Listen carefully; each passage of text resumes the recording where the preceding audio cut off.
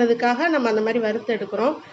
அதுவும் இல்லாமல் இந்த பொடி வந்து நம்ம எங்கேயும் வைக்க தேவையில்லை, வண்டு வராது, எதுவுமே செய்யாது. நம்ம அப்படி லேசாக வறுத்துட்டோம்னா நமக்கு வண்டு வராது, பூச்சி வைக்காது, பொடி வந்து நல்லாயிருக்கும்.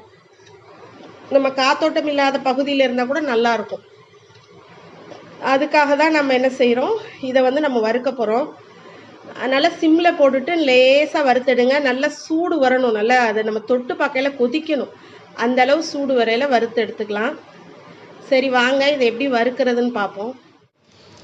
சட்டி காஞ்சிருச்சு. இப்போ நம்ம அந்த பொடி பொருள் தானே எல்லாமே, அது பேர் என்ன, அன்னாச்சி பூ, அதுக்கப்புறம் கிராம்பு, ஏலக்காய், அப்புறம் அந்த இது எல்லாத்தையும் வந்து நம்ம என்ன பண்ணிடுறோம், இப்போ ஒன்றா போட்டுறோம். இது அப்படியே லேசாக சிம்மில் தான் போட்டிருக்கேன். சிம்லேயே போட்டு இதை நம்ம நல்லா வறுக்கணும்.